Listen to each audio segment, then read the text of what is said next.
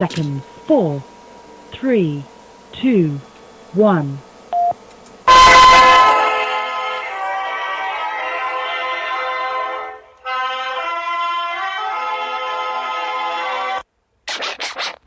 But we have to pass the bill so that you can find out what is in it.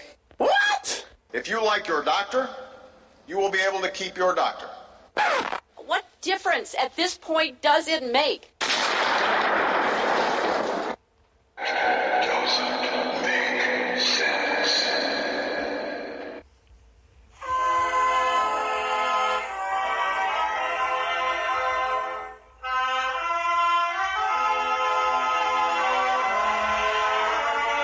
If you're looking to make sense out of what's going on in the world today, then you've come to the right place. Welcome to Southern Sense Talk Radio with your host, Annie, the Radio Chick-A-Dee, and featuring Curtis C.S. Bennett and the most interesting guests that you'll find anywhere on Internet radio. And you can join the show and let your voice be heard by dialing 917-889-3675. So sit back, relax, and remember, Southern Sense is common sense.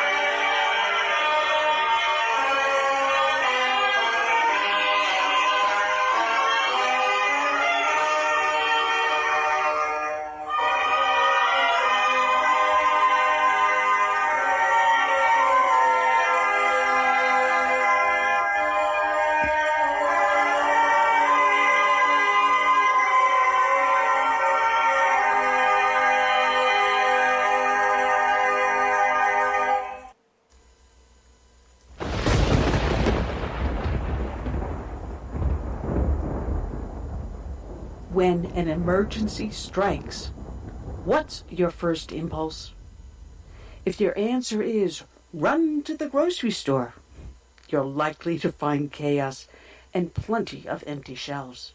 So how do you avoid this? Well, it's simple. You use today to make a plan, to prepare for things that may happen. It's a hurricane, earthquake, blizzard, or even social unrest, especially in today's political environment. The practical place to start is by storing up food in your home. And I use My Patriot Supply for my food storage. If you don't have an emergency food supply, it's time to do so. Here's a great item that makes it really simple. A 2-week food kit that comes in a rugged tote. And it's only $75 when you go to my special website, preparewithsouthernsense.com, or call 888-441-7290. This food kit includes breakfast, lunch, and dinners that will last up to 25 years on your storage shelves. So order now and prepare yourself, and then rest easy. So it's very simple. Just call 888-441-7290 or go to preparewithsouthernsense.com. You know what? Let's make it even more simple than that. You're listening to my show, and it's called Southern Sense, and you know you put a dash in the middle, southern-sense.com, and click on the icon for My Patriot Food.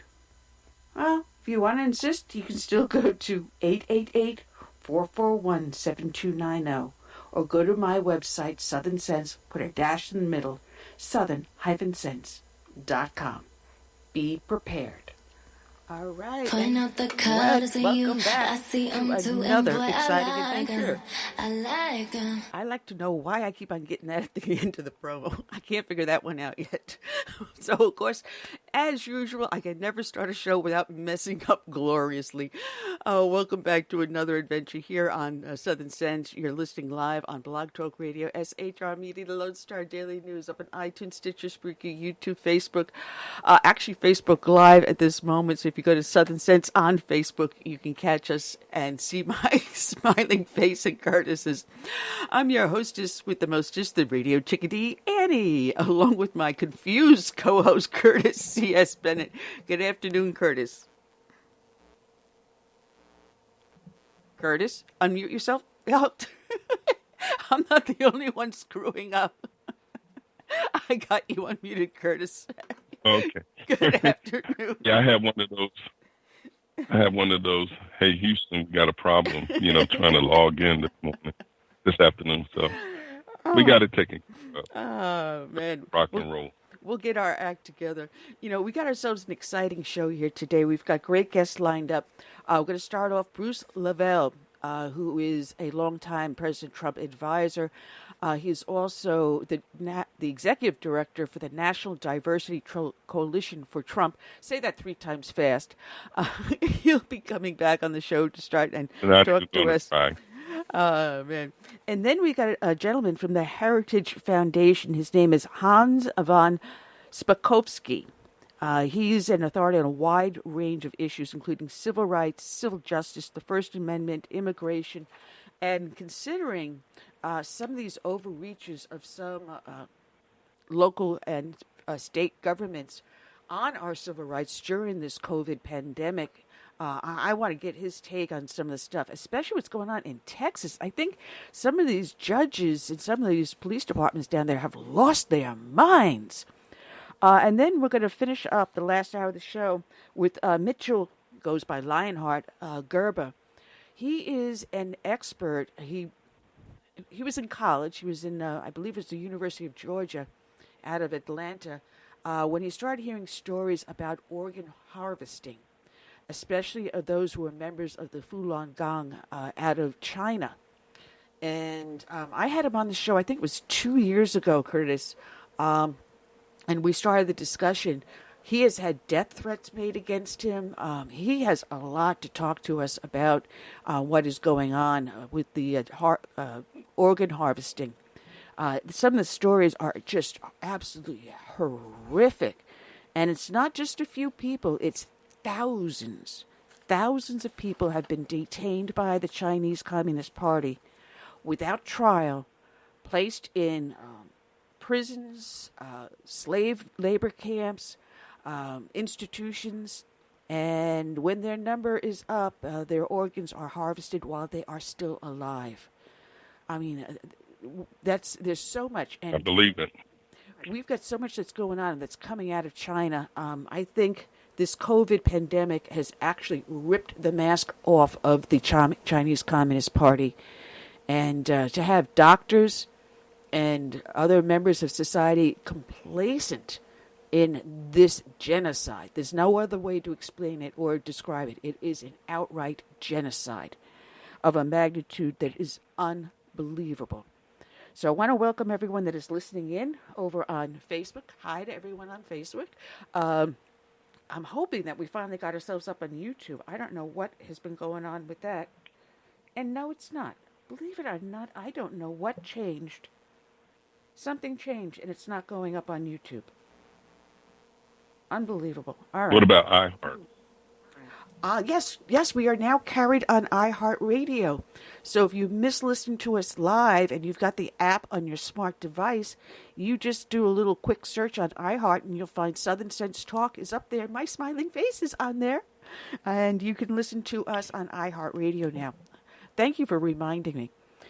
Wow.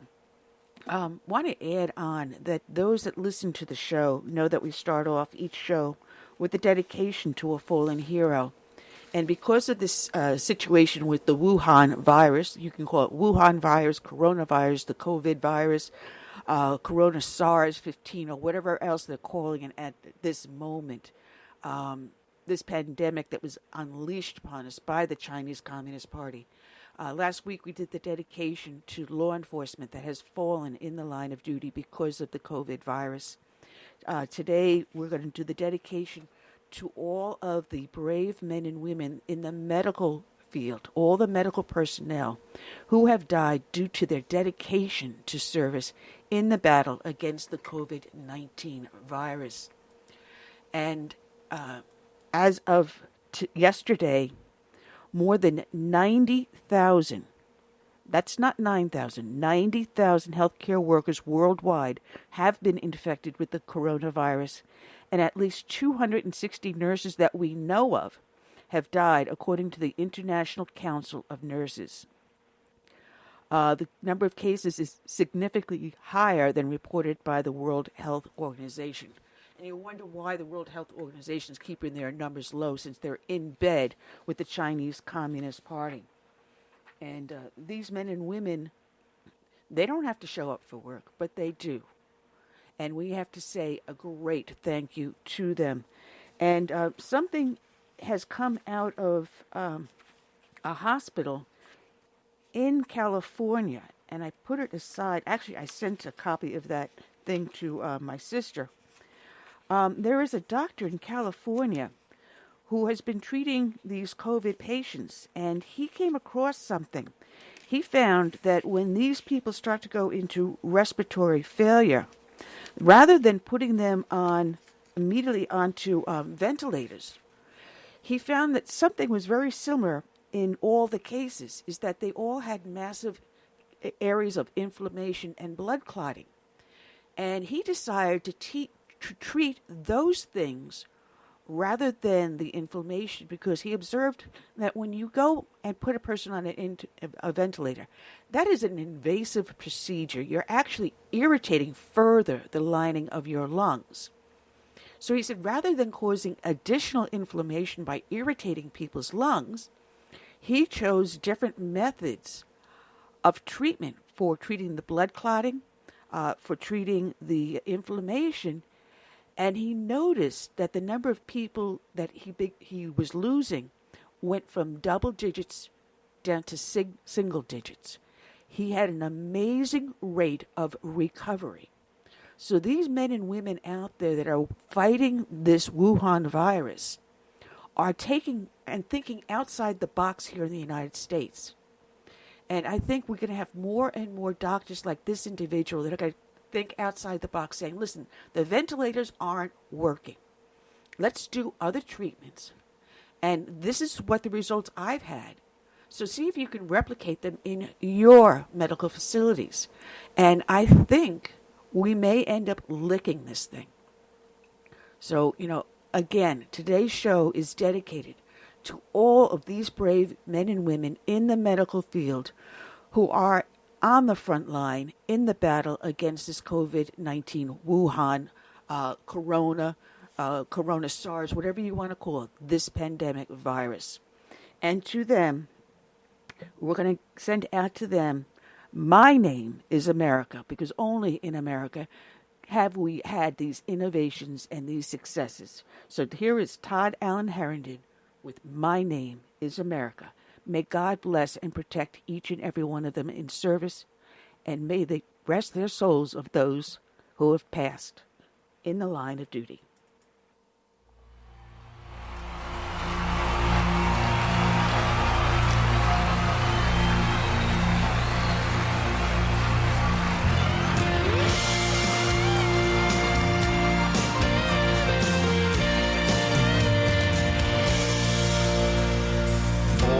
Grip of oppression, I fought for my liberty. I paid with the blood of my people. Freedom has never been free. Now my door's always open to dreamers and friends. When I'm attacked, I protect and defend, because my name is America. I stand proud and free. My name is America. Don't tread on me. I cannot be broken.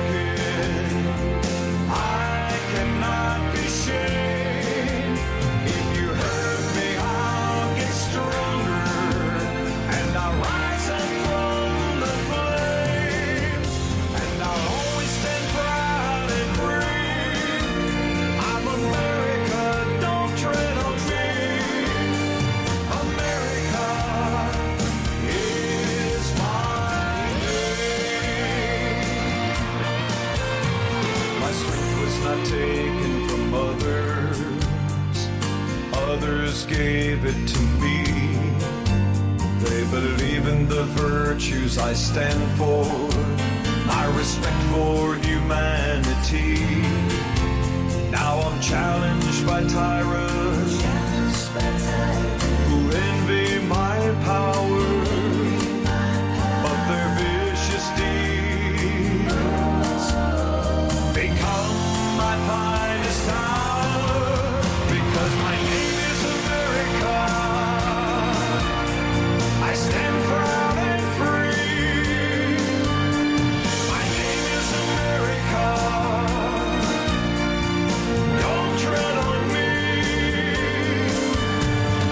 I cannot be broken, I cannot be shamed. If you hurt me, I'll get stronger, and I'll rise up from the flames, and I'll always stand proud and free. I'm America, don't tread on me. America is my name. For those who need me, I'll always be here. For those who will harm me, I'll face without fear. But I'll always stand proud and free. I'm America, don't tread on me. I'm America, yes, America is my name. It's my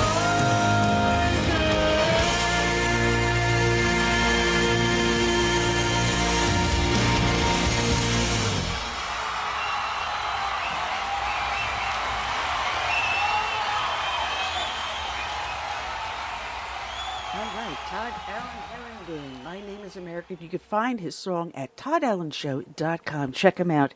I keep on meaning to call him and get him back on the show, Curtis. And one of these days, I'm going to remember to do that. Anyway, welcome back. Yeah, let's get him back. Yep. Listening here to Southern Sense here on Blog Talk Radio, SHR Media, the Lone Star Daily News, iTunes, Stitcher, Spreaker, YouTube, Facebook. Facebook Live right now. I want to welcome everyone aboard. Just want to give you guys a little bit of an update.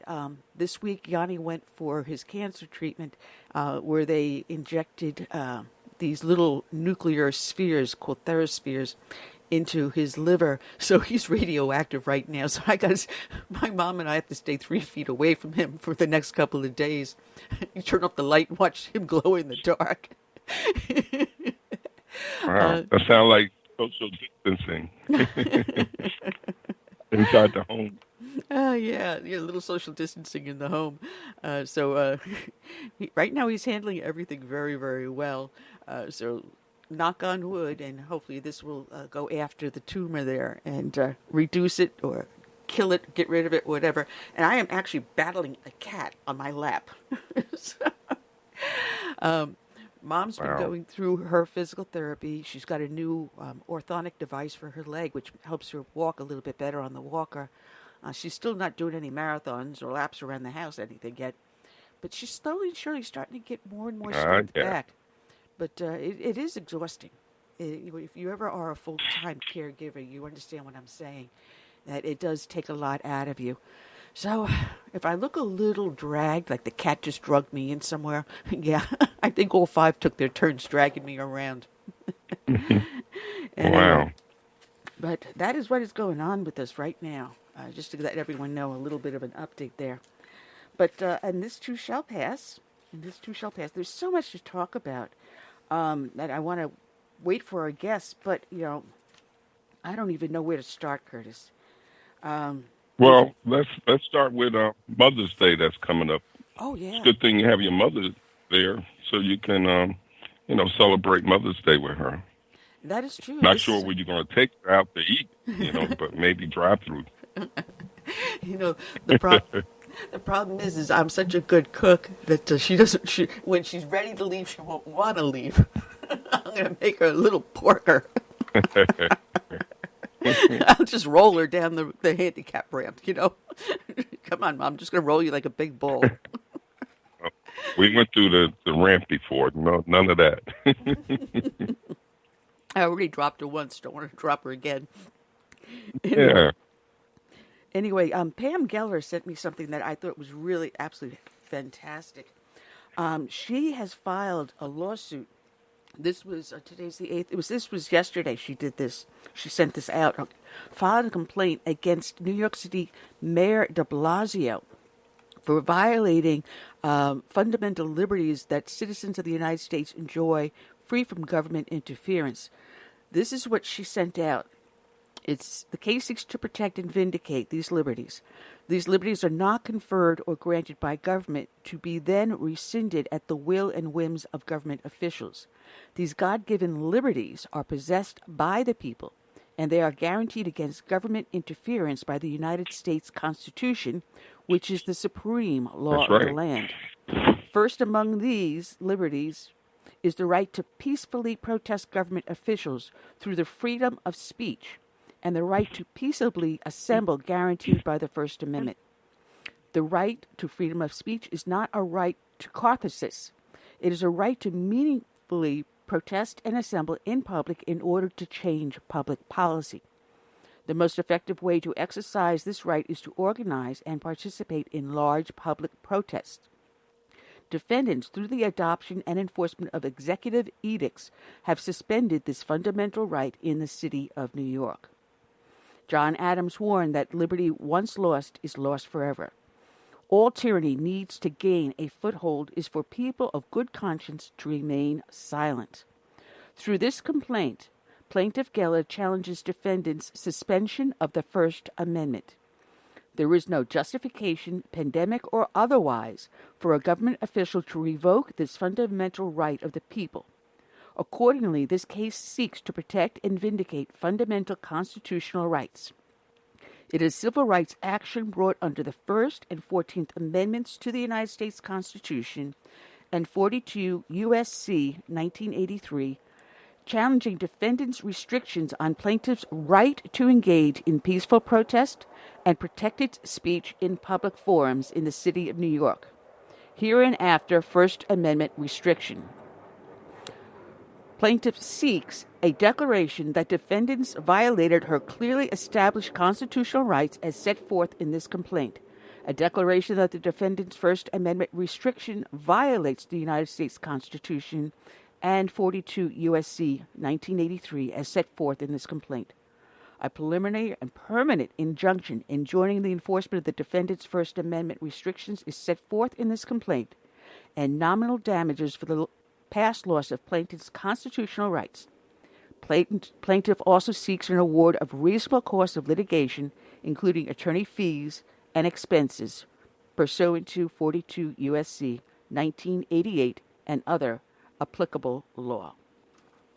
So someone, not just a couple of companies in Michigan, but there are people throughout the rest of the United States finally saying, stop violating my constitutional rights. And this is true. I mean, yes, there's caution about opening up churches, movie theaters, restaurants.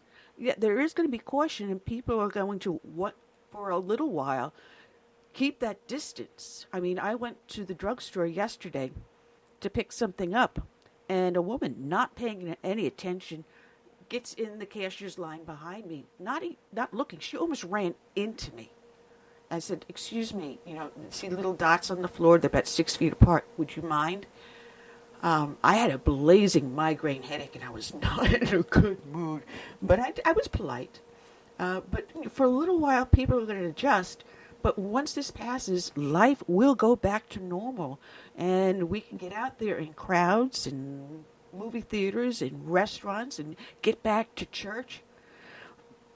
And I'm telling you, I think we're also overthinking this. I have to crack up. I see people driving alone in their car, all masked and gloved up. Hello, you're already in a bubble. What do you think? The exhaust from the car in front of you is going to give you the COVID virus? Holy moly. I mean, people are really... And I have to crack up also.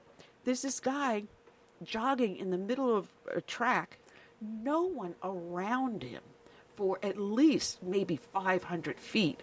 I'm driving past him in the car, and he's there jogging with a mask on. Really? You know, there's a thing called also herd immunity. You know, once a herd catches some sort of a virus, bug, or whatever you want to call it, and they pass it around from person to person or cattle to cattle, whatever you want to look at it as, they all begin to build an immunity. And then that immunity is passed down to their offspring. So maybe by being overly protective, we are actually doing the exact opposite of what nature intended for us to do. So, you know, of course, we have people that are ill with cancer, pulmonary disease, or diabetes that will be more vulnerable to the virus. And unfortunately, yes, there will be people that will die, but unless we protect the entire herd, how can we propagate the species? So maybe we're just overthinking this too much. If anyone has an opinion, post it up in the chat room. Post it up over on Facebook. I think we're just going a little too far and being a little bit too overprotective and overthinking it. I mean, if you're driving alone in your car with the windows rolled up, you don't need to wear a mask. And I seen like about 5 examples of that yesterday, and I pointed it out to Carol, and I said, look at that person in the car with a mask on. Nobody in there but that person. And they're riding around, you know, almost, they might as well just have a decontamination suit on, you know. But I agree, when it comes to herd immunity, that's how we survive over the, centuries as humans. We caught things. Some people did get ill. Some people died, but we built an immunity, and that made us stronger. Exactly. And the more well, go ahead. That's the basis. That's the essence. Right? Yeah. I mean, how many diseases have we eradicated because we have built up a herd immunity? The diseases I shouldn't say eradicated, but have conquered. They're still out there, but we're not catching them. Or if we do, the effects are not as deadly as in the past. And, you think about that. There's a possibility there will be a vaccine for this COVID-19 virus. I'm not going to go get one. I'm not going to get vaccinated, that's for sure. I've got this... Me neither. I don't trust the government and Bill Gates. But anyway, I heard that there was a governor, and I think it was from Kentucky, I'm not sure, but he said that they were going to stay, have a stay-at-home order until they come up with a vaccination. That could be a year from now. I doubt never. If those people would comply, and it could be never. You're right. So I think people are going to rebel. I mean, they're beginning to already to protest. Absolutely. And our governor has been opening up right now. Restaurants has outdoor dining as of Monday, which is good. People need to get back work. And this is something we're going to be discussing with our guests when they call in, Bruce Lavelle, as well as Hans von Spakovsky. I hope I'm saying his name right, because they both, are experts in this area. We have the woman that was a hairstylist down in Texas that was jailed by a judge because she violated an executive order. Well, number one, an executive order is not law. That is not an enacted law. So if she violates it, you get what? A fine? You do not get thrown in jail for 7 days. But that's not what he threw her in jail for. He threw her in jail for contempt of court for 7 days because she refused to apologize. What did this woman have to apologize for? She opened up her salon. She had her people all protected with gloves and masks and partitions. So, if there was anything with them, they would not spread it or get it themselves. She took all proper precautions. And furthermore, she had them doing the work outside, not inside the salon, but outside. And it is proven, medically proven, that you're far safer outside. The virus doesn't like the outdoor. It likes indoor. It likes confined spaces with lots of people in there. That's how it spreads. And heck, and it doesn't do well in the heat either. You know, anything over 75 degrees, it doesn't survive long. And no, it doesn't. And Texas is slightly warmer than we are here in South Carolina. It's closer to the weather you have down there in Florida. So, you know, we had the New York governor, Andrew Cuomo, go on TV yesterday. And I nearly fell out of my Archie Bunker chair laughing at him. He finally acknowledged the fact that the vast majority of the cases of COVID virus they are seeing are occurring from people that are stay at home. They do not occur to people working in the outdoors, playing in the outdoors. Oh God, the word just went. Commuting outdoors, jogging, bicycling, throwing the frisbee with their kids. They're not the ones getting the COVID virus. It's the people that lock themselves up in their homes, all masked up and gloved up, but they still get the virus. So the virus likes, we know, confined places. He finally acknowledged stay at home is not keeping the virus from spreading. In fact, it's spreading more if you're confined at home. So folks, here's my thing. Get out there. Get out there in the public. Don't be afraid. If you want to wear a mask when you go into a store, put the mask on when you walk into a store. I mean, I went to my optometrist. Of course, they did the same thing like they did to me last time. They got the prescription wrong, so I have to send it back. And they said, all right, when you show up at the office, we ask that you put a mask on. So I took a mask with me. All right, it's their place of business. I'll respect that. I have no problem. But me, as a rule, I don't go walking around wearing a mask. I can't stand the things, first off. And second off, they fog up my glasses. So how can I see where I'm walking if my glasses are all fogged up? So if I don't get the virus, I'll probably walk into a wall or get hit by a car because I can't see where the heck I'm going. And it's not a good experience to sneeze into one of those things. Oh, no, oh, God. What a thought. What a thought. But, you know, like I said, I think some people are just overthinking it. And, of course, the hoax is propagated by the left-wing media, or lamestream media, as I call it. You know, if they can cause a panic, which forces you to watch their station because now you're so afraid you want to know what more they can do, don't.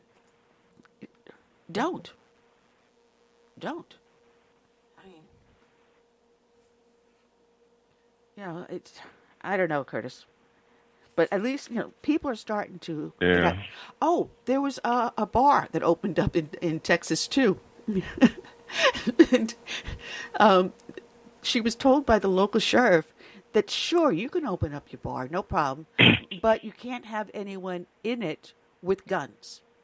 So she said, all right, I'll open up the bar, but out back of the bar, the property out back is my personal home. So if people want to come over and drink and carry a firearm, something I don't actually recommend, I'll go to a bar and have maybe a soda, but not drink and have a firearm. Not too wise, especially if you get drunk and pissed off the guy sitting next to you. So she goes, all right, I'll set up chairs outside on my personal property. I'll serve them, no problem.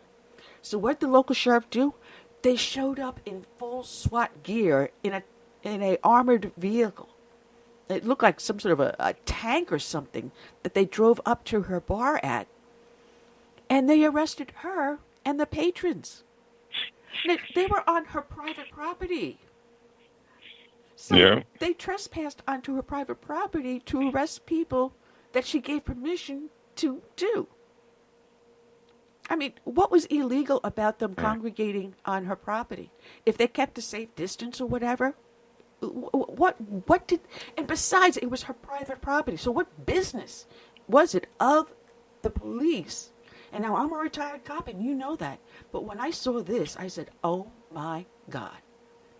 This is just doing it too far. And the SWAT guys that showed up to do this, I'm sorry. If I got fired, I would have gotten fired then. I would have violated that order. I says, no, you got to be crazy. This is her private property. She has no problem with these guys showing up with weapons on her private property. She has no problem in them purchasing alcohol to have on her private property. It wasn't the business that they were in. It was on her private property. So why were they arresting them?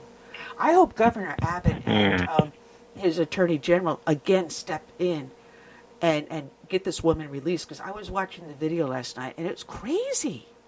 It is absolutely crazy. Well, speaking of arrests, going to another topic, what are your thoughts as a former law enforcement officer on citizens' arrests?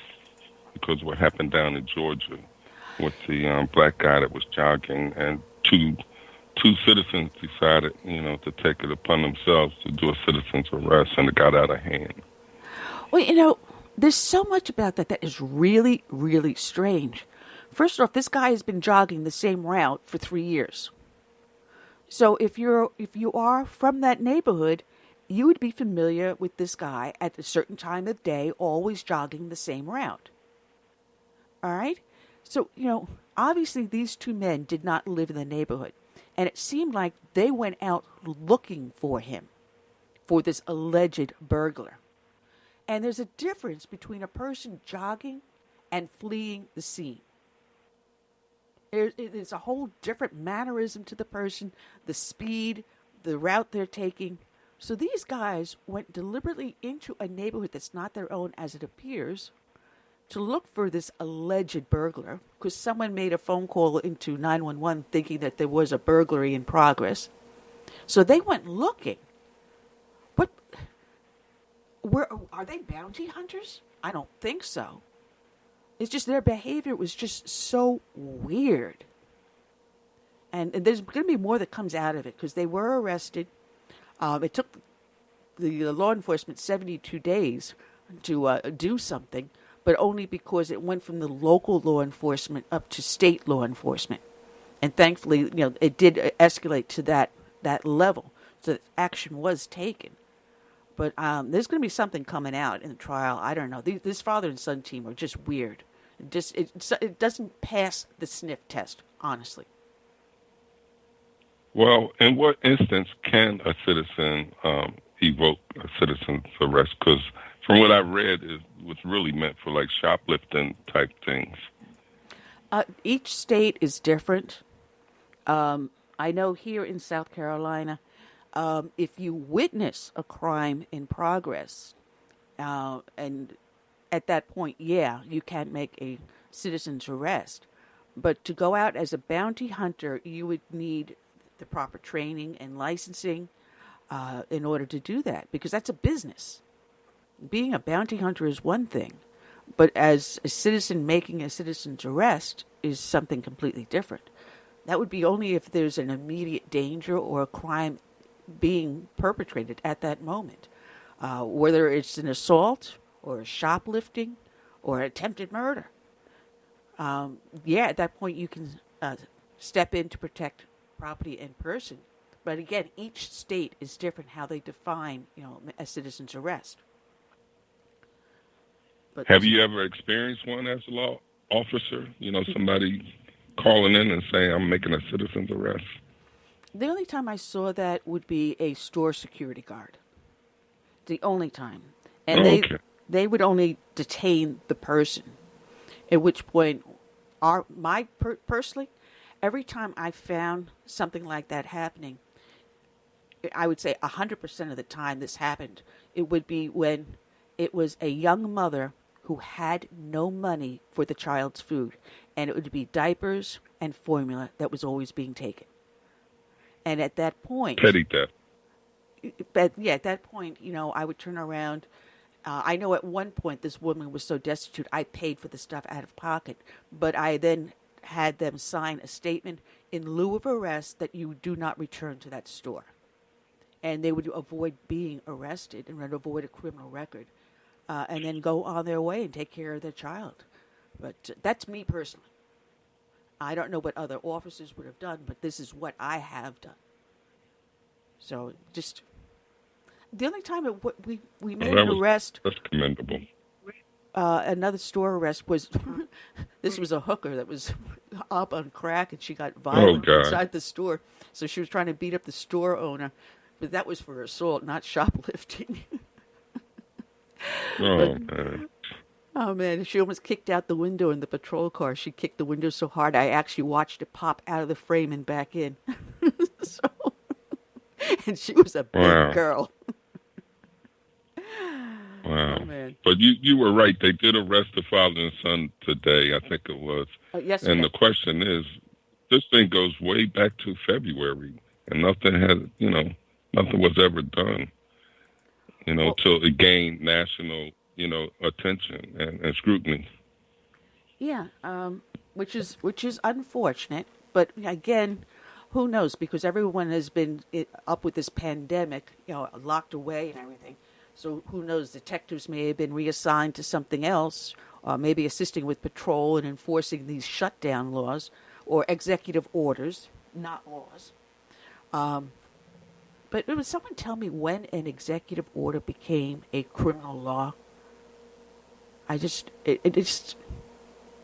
don't know. But meanwhile, it looks like we may have today is VE Day. It is the day that World War II was finally ended.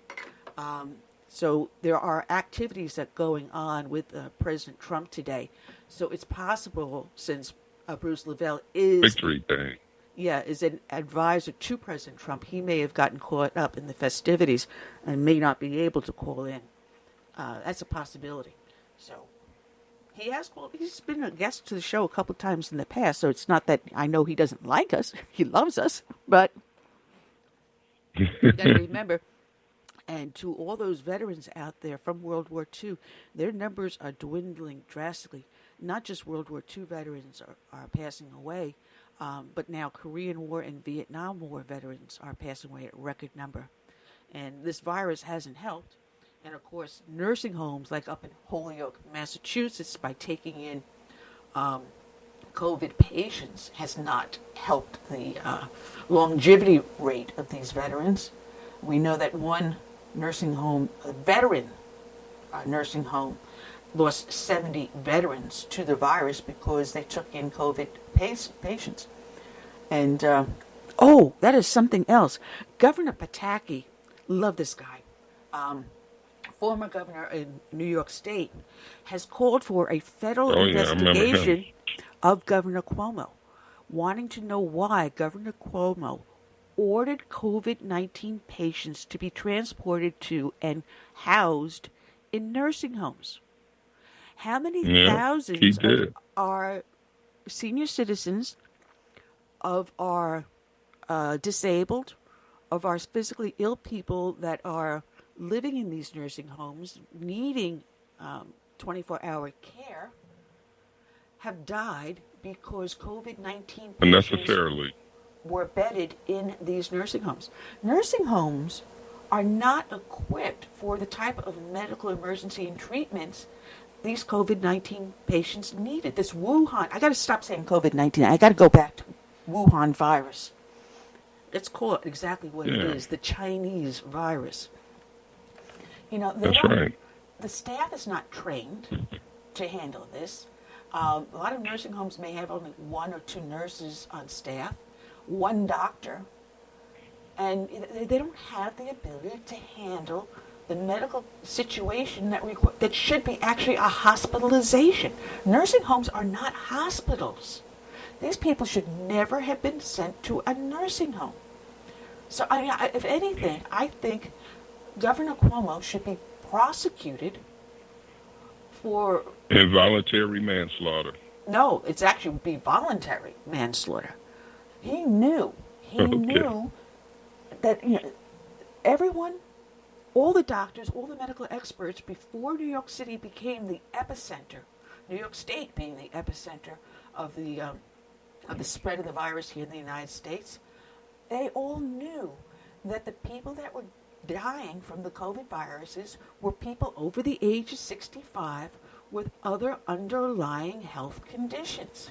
And here's something else that they're also finding, that people that have vitamin D deficiency are more likely to catch the virus and die from the virus, which explains why countries such as Italy, Germany, in Iran, in China, where their diet is low in vitamin D, that the population of these have lower levels of vitamin D. But those that have the higher level, like the United States, like Canada, will have lower instances. You ever wonder why we don't have the millions dying that was predicted here in the United States? But we are, I think, with somewhere over 70, going into 80,000. But that's not a million. That's not even 100,000 yet. And considering the size of our population, that is less than 1%. Far less than 1%. I think it's like 0.004. Oh, yeah, that's one Super Bowl stadium attendance, number. I think Super Bowl attendance is well over 100,000. I think 150 was the last one. I'm not sure. I haven't watched football. Put things in perspective there. No, and as Chief we don't take that lightly. No. But it's not the end of the world. No, and as Chief points out, the left is trying to condition us to accept the new normal. You think about this. Who is it out there that's saying that you have to stay at home?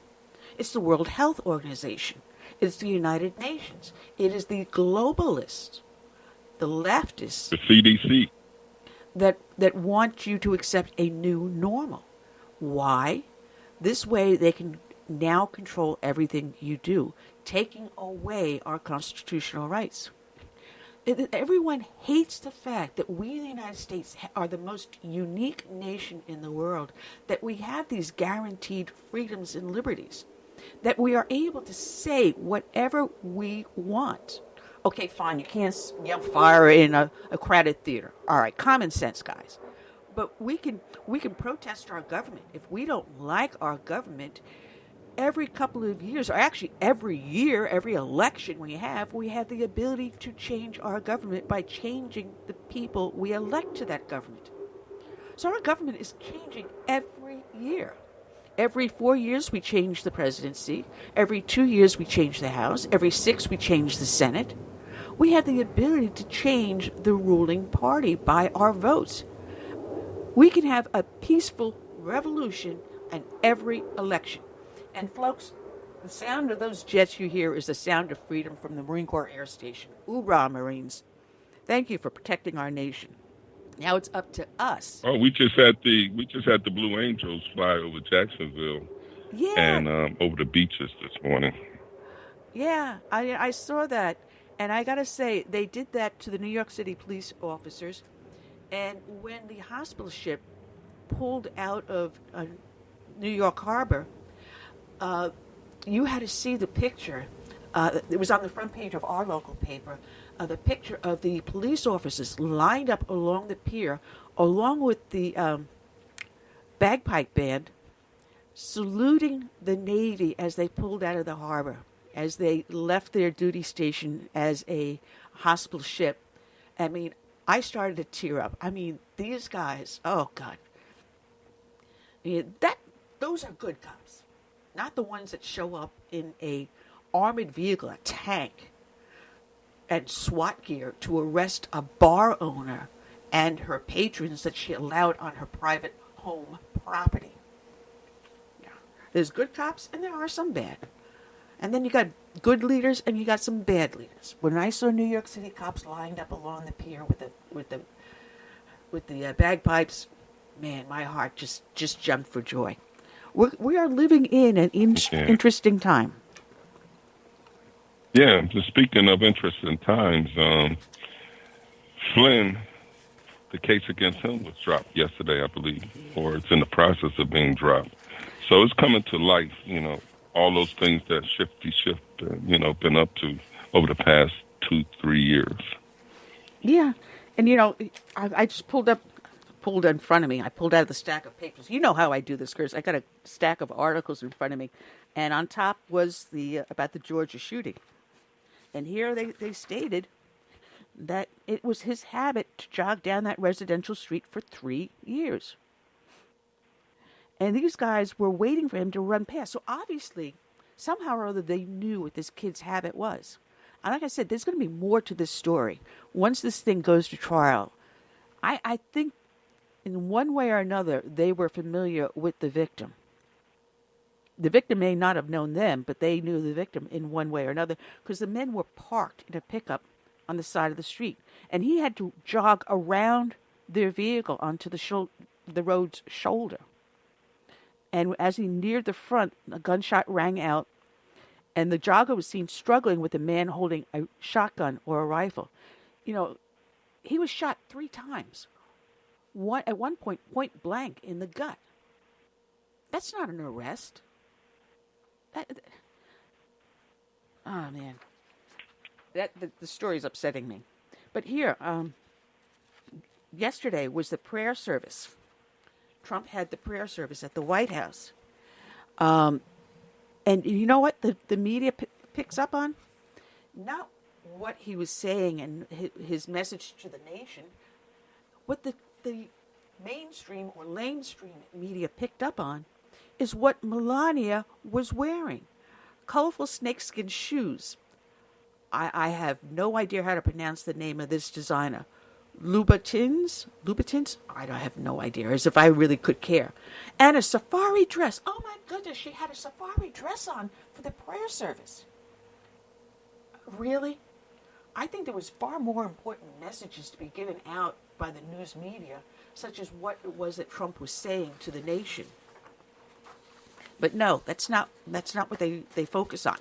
She was wearing these snakeskin shoes. Oh, the PETA must be having, oh, good Lord. Snakeskin shoes. Oh, how the horror.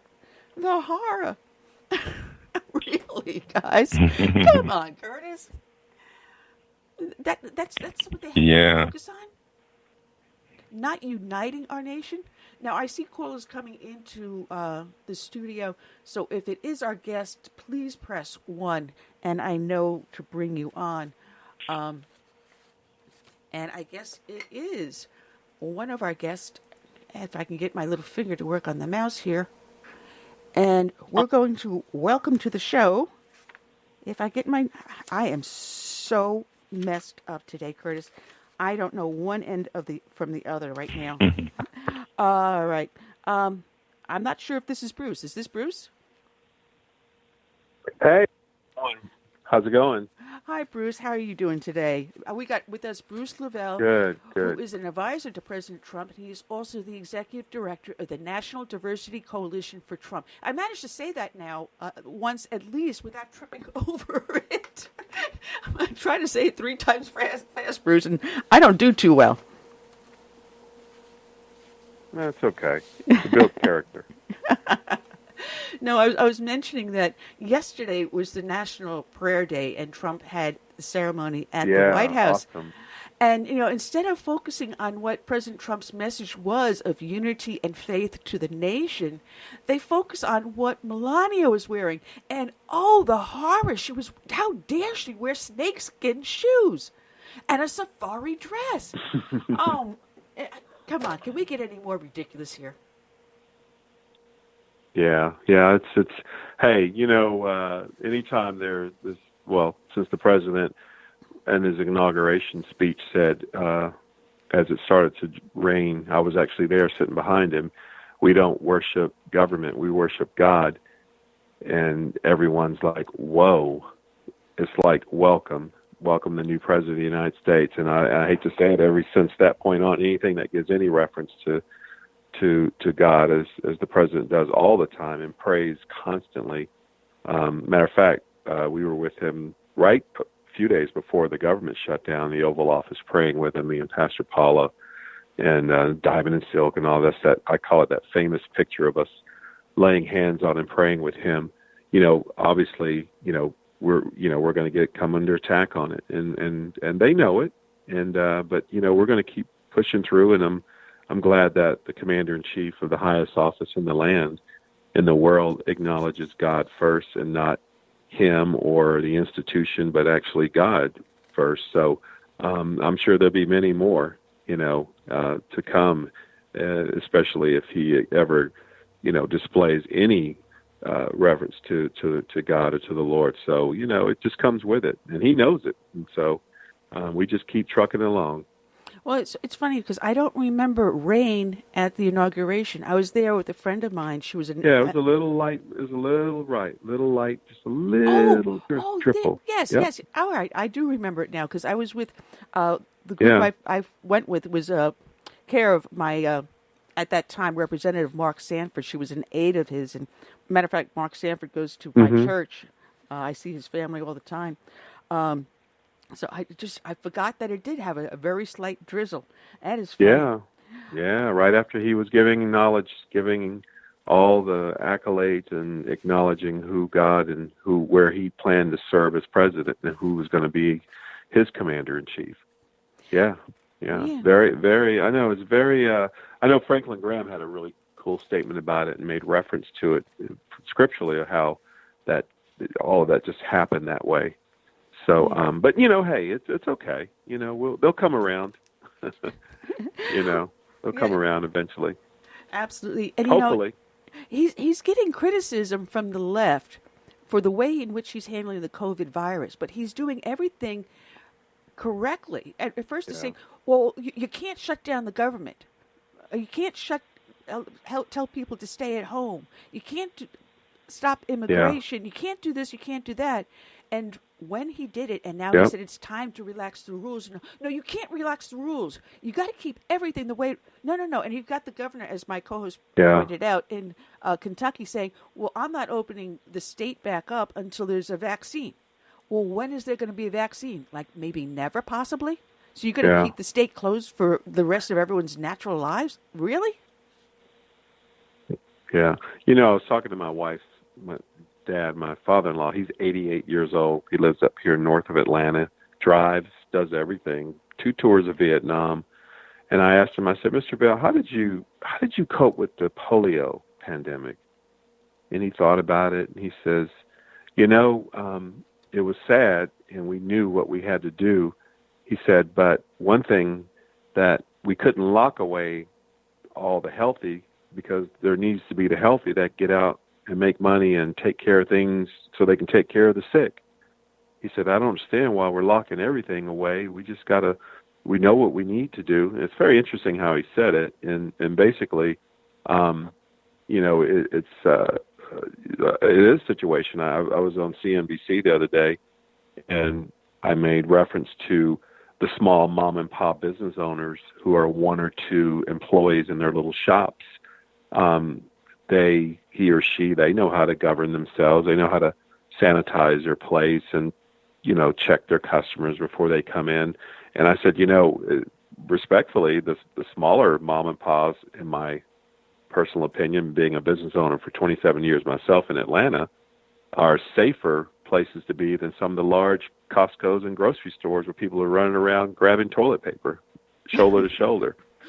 So I think, I think we've had the blessing and the curse of the social media era, Annie, as it relates to Instagram, Twitter, the instant messaging. It's like seconds across the world, and fake news, real news, no news, constantly immersing a lot of the people and creating panic and fear.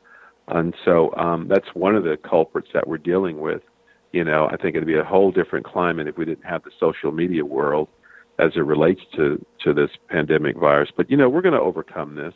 Mm-hmm. We're going to get stronger. We're going to get better. A lot of relationships are coming back. A lot of online church services have reinvented themselves for some who didn't have it. A lot of families are sitting down talking to each other and, reconciling old relationships. And some are not as good, not good, but most of them are good. So there's going to be a tremendous blessing out of this. And that's pretty much something how we have to be to stay optimistic on it, because it's very easy to get caught up in the doom and gloom once you turn all the channels and that's all you hear.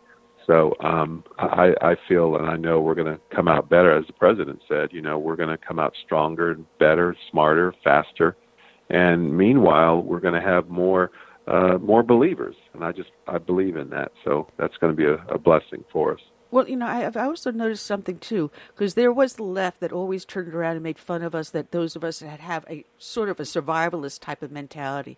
I don't call myself a survivalist. Yeah. I like to be prepared. Now, I don't live too far away from you. I'm here in South Carolina. So we have to be prepared for hurricane season.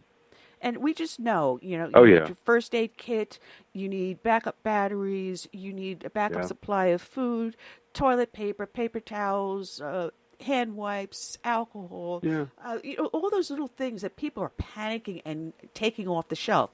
Make sure you've got extra cleaners, extra bleach, whatever it is, so that if you do get locked in or have to grab a go bag and leave, you have to be prepared.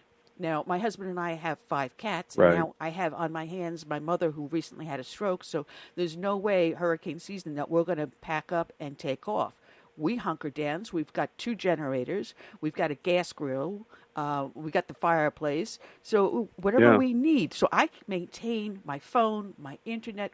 We are independent. A lot of people made fun of us. People like you and me that are prepared. Yeah. So when something like this happens, maybe there's a few extra things, like we didn't have the masks. So all right, fine. I went online, found a pattern, and started to make them until my sewing machine broke. I mean, if I have to, I'll hand stitch them. No big deal. But, now people are starting to get the idea that maybe we're not that crazy. Maybe it is a good idea. If you go out to buy toilet paper, don't just get 1 package, get 2. So when you start to run low, say, right, fine, go get a backup. Simple things like that. And people are finally starting to understand that they may need to be more independent of government than dependent on government. Are you seeing the same thing I'm seeing? Yeah.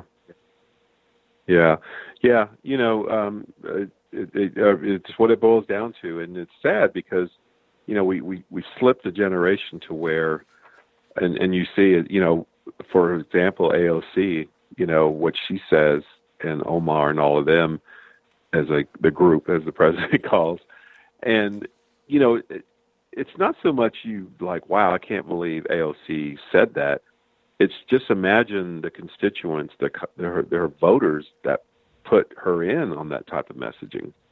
That the actual people that vote these people in on that messaging, it's kind of, to me, it's scary. It's just like, I was in Home Depot the other day, and this guy, we were talking, and said, he said, man, this is what socialism looks like. I said, absolutely. And I said, just to think that Bernie Sanders packed stadiums of people who actually had that ideology. That's the scary part of it.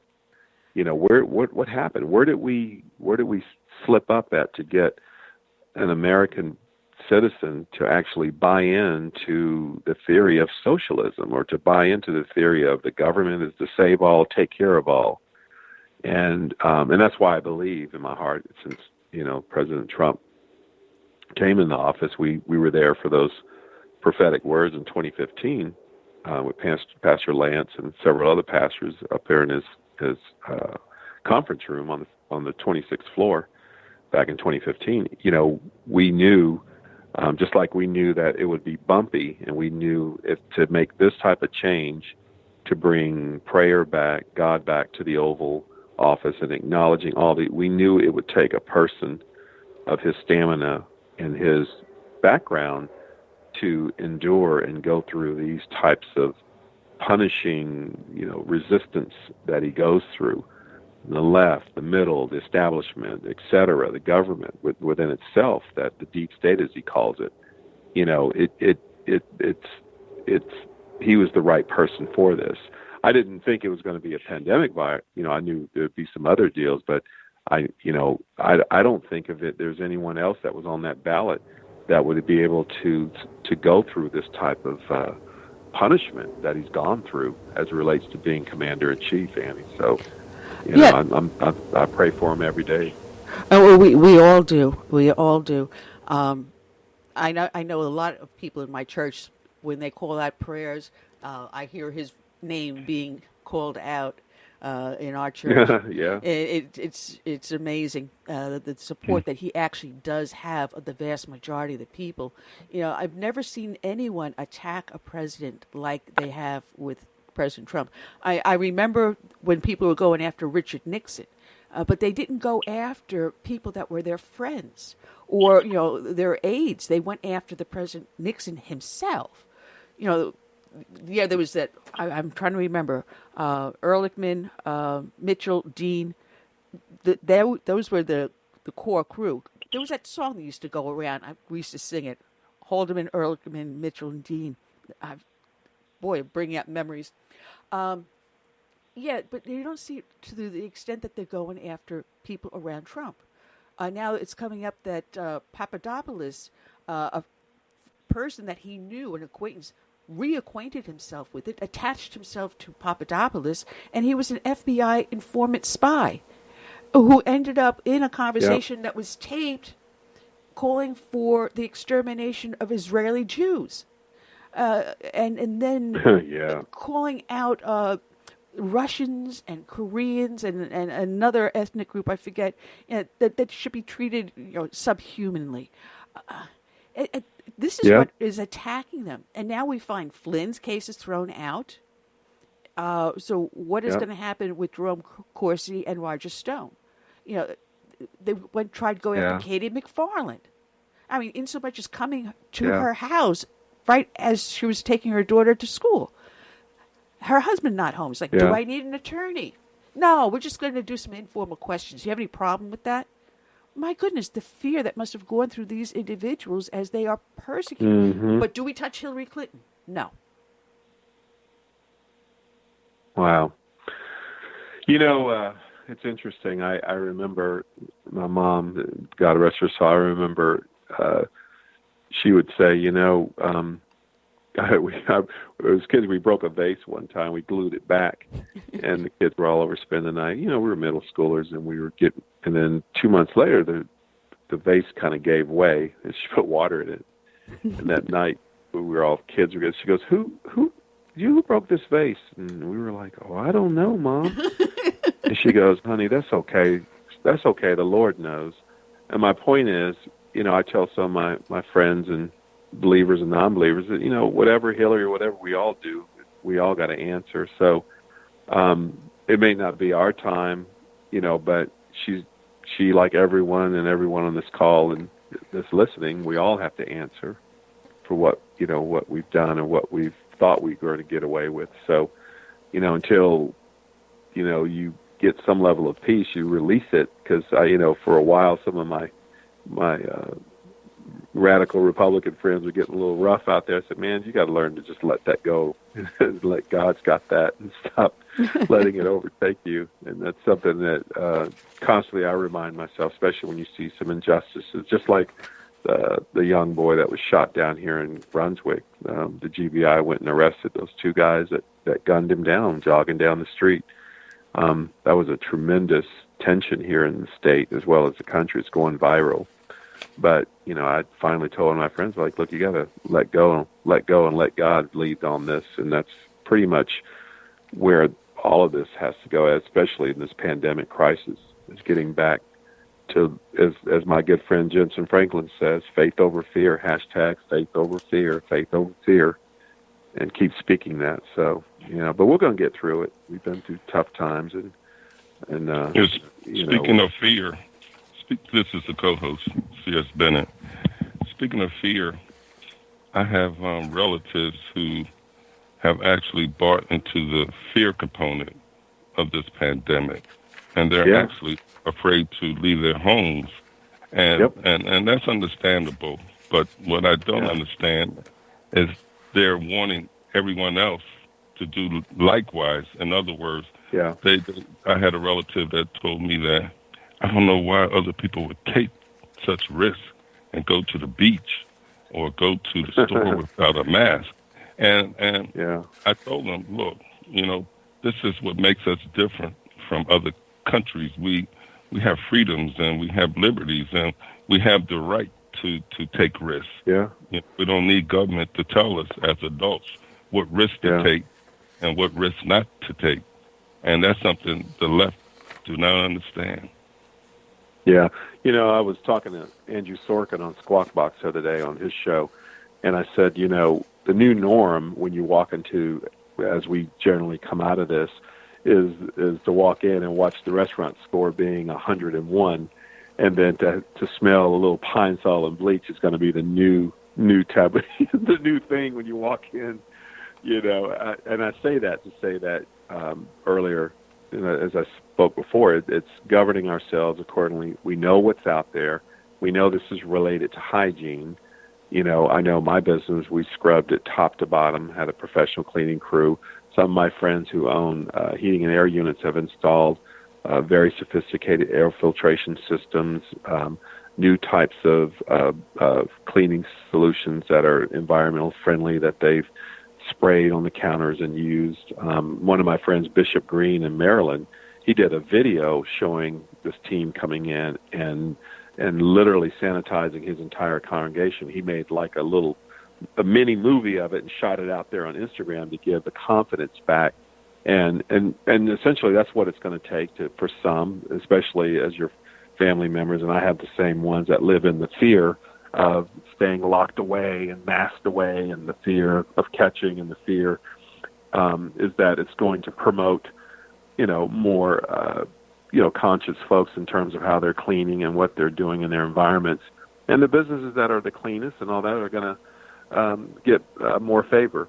And that's why I think there's going to be a bigger blessing outside of this when we come out of this, with relationships as well as how we do business, as well as how we, keep our businesses clean and our environments, et cetera. So, once again, there's the optimism. Yeah, and something else, the left is not focused on the 90-something% that do not come down sick or, seriously ill with this. They always focus on the 10% or whatever of people who are really suffering and whatnot. And that causes, additional fear. If they would kind of balance it and say, look, this is what's happening, but we got 90% of the people or the population who's not really, it's not a death sentence towards. I think people would be more relaxed, more confident. Yeah, absolutely. So Well, I was going to say, we're finding out a lot of different things, because yesterday I watched Governor Cuomo, and I'm telling the audience, I almost fell out of the Archie Bunker chair laughing at this man, if it wasn't so tragic, finally admitting that the vast majority of people that get the virus and spread the virus are people that are at home locked down. It's not people that are outside. It's not the guy that's on the bike. Yeah. It's not the guy jogging. It's not the people that go to the park with their kids. The people that do get outdoors are less likely to get the virus or spread the virus. But if you're inside a confined place with other people, you have a good chance of getting it or spreading it. So he's finally admitting that he did something wrong. But what I found even better is that former Governor George Pataki is calling out Cuomo for placing these COVID patients in nursing homes ill-equipped to handle the situation, not trained or equipped to handle these, and placing them near people that are vulnerable with underlying health conditions. Otherwise, they wouldn't be in that nursing home. So how many thousands of deaths had he caused because of his executive order action? Yeah, it's man, it's like I said earlier, it's we are inundated with so much information on the internet and so much theories and hypotheticals and it still gets back to governing yourselves accordingly, putting in who can govern your business, who can govern your home the best, the government or you.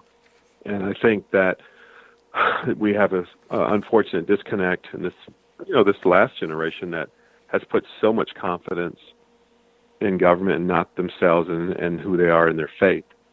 So, but in light of that, I believe that's gonna be a turning point for a lot of the folks. I think there's going to be, once again, a lot more relationships reconciled. A lot of folks, I got text messages during this pandemic crisis where people were, hey man, I watched this service online and And, right before this one lady, we got locked down, she sent me a picture of her baptismal robe. So I'm still looking at the light of all of this, as where we're going to come out of this. So, but God's got it. It's all going to be good. Yeah, it is an interesting time we're living in, because I thought going through Watergate and Vietnam, that was interesting times, but this has it hands down. Yeah. We may have seen a generation change with the rise of the 60s, 70s, and then disco in the 80s to do the turnaround. Oh, yeah. To see what's going on today. And what I predicted is that we're going to see whole new industries rise up. And these will be people such as those that are delivering food and groceries to homes. We're going to see a whole new at-home business industry. So where a mom-and-pop store may close. Well, the telecommuter is going to another level already. The telecommuters. If I see another Zoom, I'm going to explode. I have never been on Zoom. I haven't even tried it yet. But it's interesting. No, I haven't tried that yet, honestly. But, I think that where people may close a mom-and-pop store, someone else will step in to fill whatever that void is. Because I know that I had to call for help because my mom, like I said, had a stroke. So I've been dealing with social services and nurses and everything else. So when you call, 9 times out of 10, I'm talking to someone who's working out of their home. So even... Yep. We're going to see probably a lot of business costs go down. Yeah, and even like the Class A office buildings, that's all going to transform where, the fight to drive down the highway, to go to the break room, to go up to the 5th floor and in the parking deck. A lot of this is changing tremendously right as we speak. I talked to one CEO of a company. He's in the gravel business, and I asked him, hey, how's this going? He said, man, believe it or not, we're actually a little more efficient. I was like, for real? So, yeah, there's going to be a lot of transitions and as it relates to how we commute to work, and the teleworking is going to another level. The technology and WebEx and Zoom are escalating higher and higher in terms of how we communicate with each other via teleconferencing, et cetera. So, it's going to be a new era, I tell you. It really is.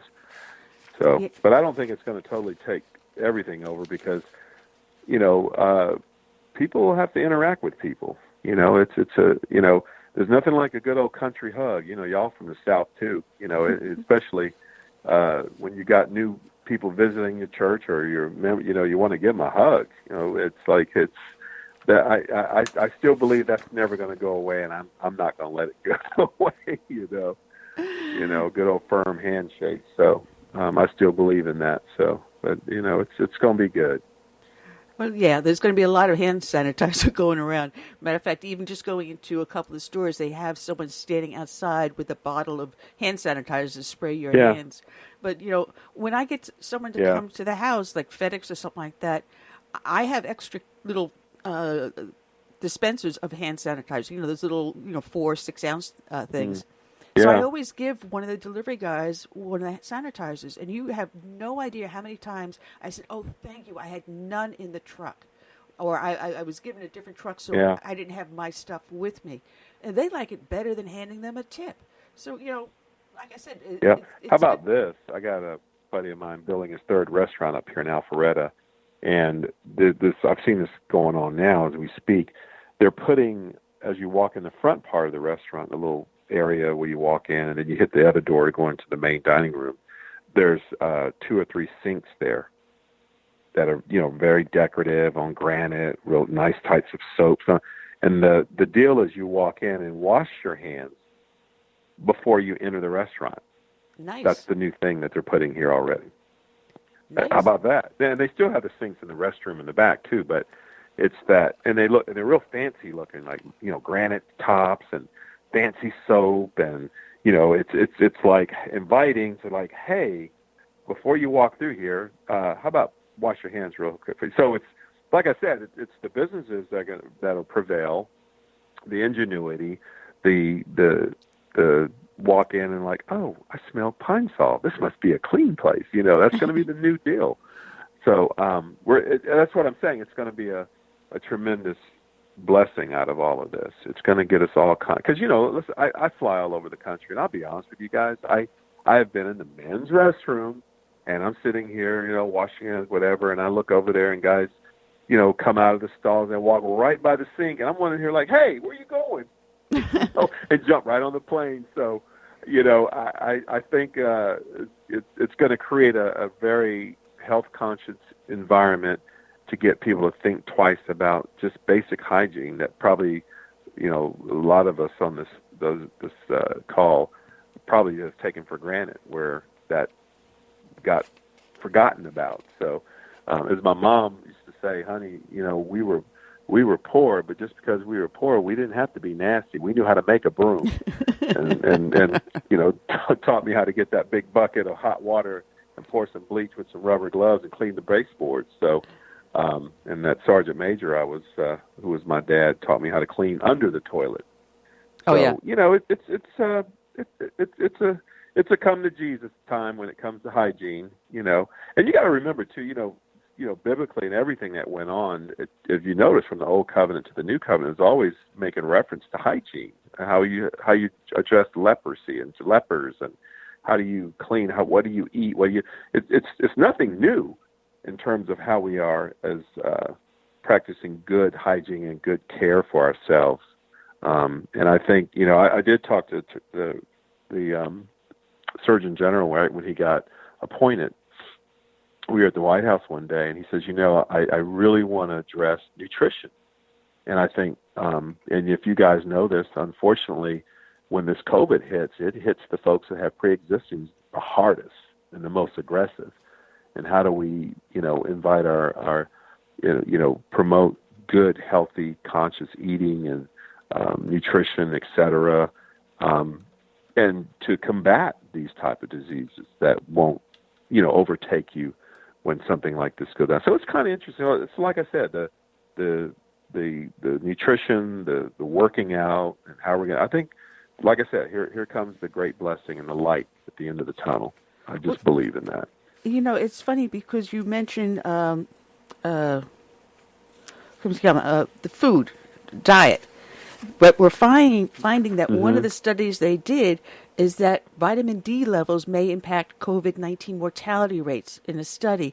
The researchers found from Northwestern University analyzed data from hospitals and clinics across China, France, Germany, Italy, Iran, South Korea, Spain, Switzerland, and the United Kingdom and the United States. And those that had a vitamin D deficiency had a higher mortality rate. So even just simple diet and exercise and outdoor sunshine, because getting outside into the sun also affects your vitamin D level. And why is it they find that there's far less infections for people that are outdoors compared to people indoors? Yeah. So it is important, not just cleanliness, but also your diet. Mm-hmm. Yeah.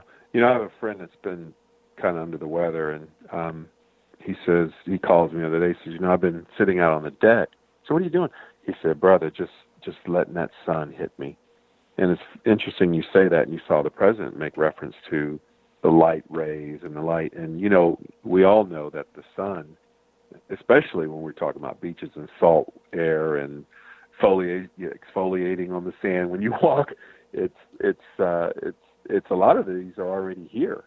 It's just implementing them more and getting outside. And, even from a generation to where riding down the street, you couldn't go down the street because all the kids were on the bicycles and skateboards. That's gone away for the last 15 years through Xbox, PlayStations. And so, like I said, here we go. There's going to be a bigger light and bigger blessing out of it when we really come out of this. And I just think God's going to prevail on it. Well, I have to laugh. I see people out there jogging and biking that I've never seen before. And as I go down and do my errands, run to the store, or whatever I have to do, I'm seeing more and more people out there. Some of them are not in too good shape, which is good reason, but people are going to become far more health conscious. Yeah. Or you meet someone like, you live here in this neighborhood? Like, yeah, I've been here for 15 years. Like, really? How about those testimonies? So, yeah, another blessing. Yeah. Yeah. Well, listen, I always appreciate you having me on. I headed off to the next duties, but it's always a blessing. Thanks for having me back on again. I really appreciate it. It is our pleasure. And I didn't even touch half the articles I wanted to go over with you because Trump, they're all blaming him for these bad employment numbers. But he brought the economy back before, and he's going to do it a second time. As soon as the governors open up their states, I think we're going to see it again. Yeah, that's right. Just keep the faith. But thank you once again. Thanks for having me again. I really appreciate it. God bless you guys. Thank you. People can find you at ndctrump.com. Thank you, Bruce. Have a blessed day. Yes, ma'am. Mm-hmm. Thank you, ma'am. Thank you. Okay. Bruce Lavelle. Check him out, ndctrump.com. As Curtis is calling in our next guest, I want to mention to you, mainstream media doesn't concoct the news, do they?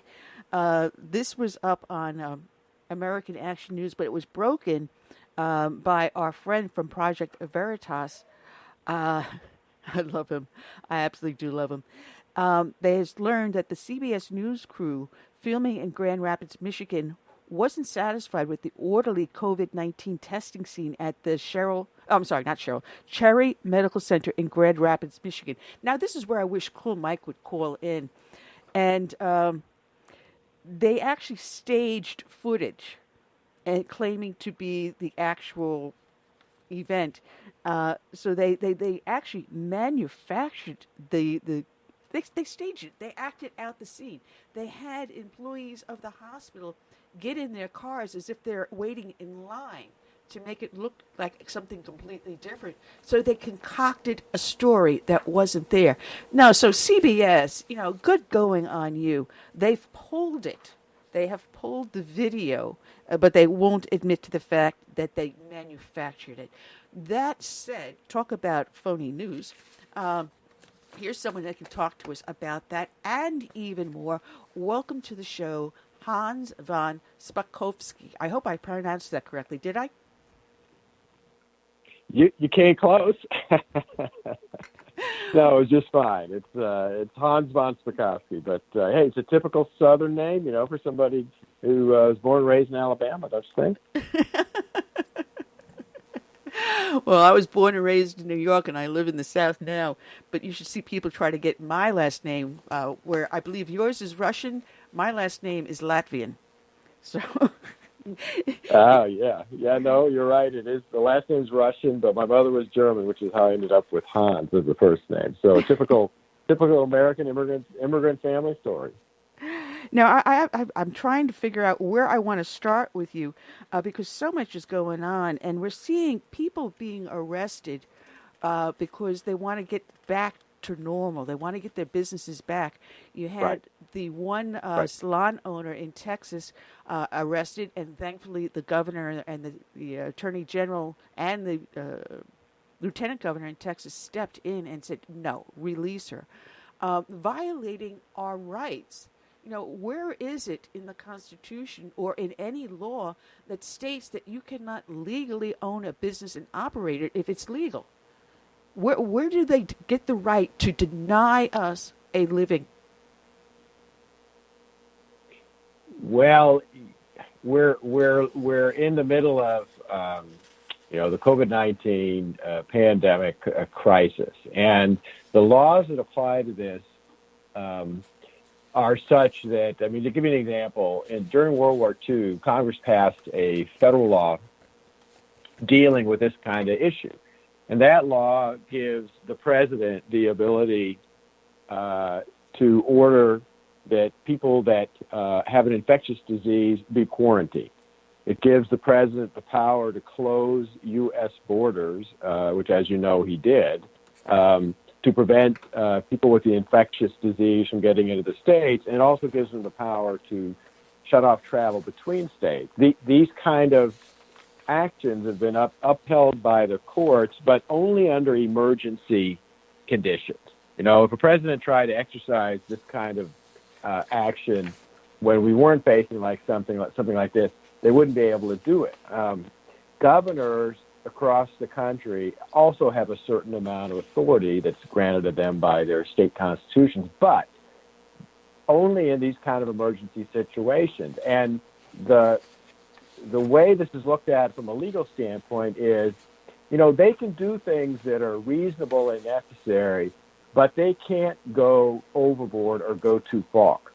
And the best way of illustrating the difference is in Kansas, where the Kansas governor issued an order basically banning all meetings of more than 10 people, but she made an exception for all of these different businesses and retail establishments, malls, grocery stores, etc. But she didn't make the same exception for churches. So churches, even if they wanted to follow all the safety protocols, have a church service where people are separated by a 6-foot distance, etc., they couldn't hold a church service, even though malls were open, grocery stores were open, as long as they followed the safety protocols. And a federal court said, you cannot treat churches differently than all these other organizations, because that means you're engaging in religious discrimination. So that kind of tells you that, they can take, pretty strong measures, but they can't go too far and do things that are unreasonable or unjustified. No, it's like that one church that people were sitting in their cars. They weren't congregating around, walking around outside. They were in the cars listening. What? Yeah, that was in Louisville, Kentucky. Yeah. It was Louisville, Kentucky. They were going to have drive-in services for Easter, and the mayor of the city said, oh, you can't do that. Now, look, that was a ridiculous order, even under the conditions we all know are going, because if you're in your car, you're being socially distant from other people. Fortunately, that church went to court. And again, we had a federal judge say, Mr. Mayor, you can't do that. And by the way, Annie, that federal judge, is a guy named Justin Walker. And, he was nominated. He's a federal district court judge in Kentucky. He was nominated by President Trump to be on the Federal Court of Appeals in the District of Columbia. And the left has been just going crazy criticizing him and saying that he shouldn't be elevated to the appeals court. He sounds like just the kind of guy we want as a judge. Yeah. You also had, again, in Texas, a SWAT team, what looked like either some sort of an armored vehicle, almost like a tank, show up in West Odessa at a bar, Big Daddy Zane's. And, the owner turned around and called the sheriff and said, listen, I can't do this. I've got to open up. I've got to feed my family. I need to earn money. So can I open up the bar? And the sheriff goes, fine, that's fine. Just don't allow any of the patrons bring their guns in. And she goes, no problem. I've got no problem with that. So she opens up, and she owns a piece of property behind the bar. It's her own personal property. It's not part of the business. And she said, listen, guys, if you do, why don't you go over onto my property? We'll set up some tables, some lawn chairs, or whatever for you. You can have your drinks, you can have your guns, but you'll be on my personal property, not on the business, so we should be fine. Instead, they send a SWAT team. They arrest her. They arrest the patrons. It's getting crazy. Yeah, that's again, I think, a pretty clear example of an overreaction. And if I was the lawyers representing those folks, I would be filing a civil rights lawsuit against that sheriff. That's just going. It's just going too far. Look, part of the problem here that we see throughout the country is government officials treating all of us like children, like we can't on our own do the things that we're being cautioned to do. Look, last weekend, my wife and I went to one of our state parks here in Virginia, where I live, and we went hiking. And there were lots of folks there, but everybody on the hiking trails and elsewhere was following the rules. People were stepping aside to make sure they kept a distance between them. Compare that to, for example, in the county where I live, all the county parks have been closed because the county commissioners here apparently think that we are too stupid as a public to follow the social distancing rules. Fortunately, the state parks have remained open because apparently there's a little better trust that we know what we're doing.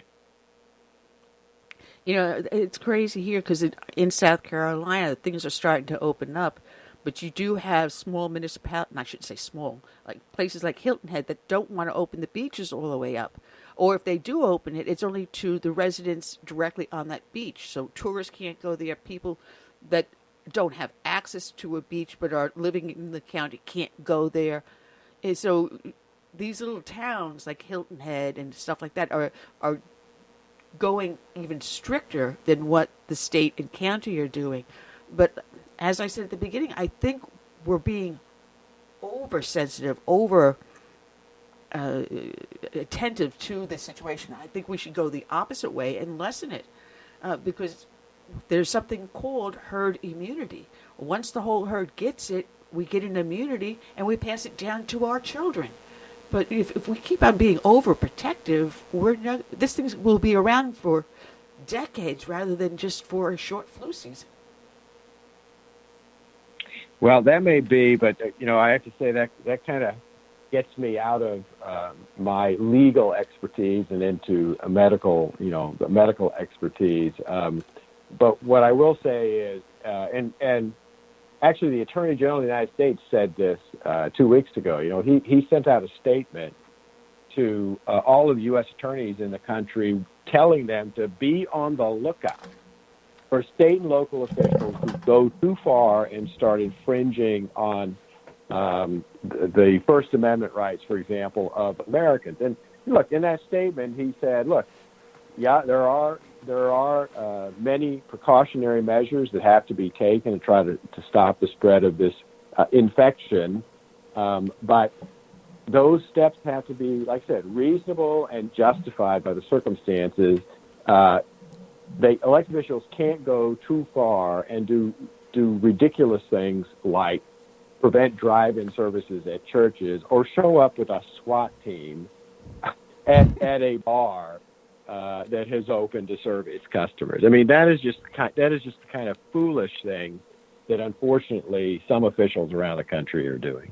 Yeah, wouldn't that be more of a fine than an arrest? Yes, I mean, exactly right. That's particularly true because there are some places, including I think in Texas, where here they put this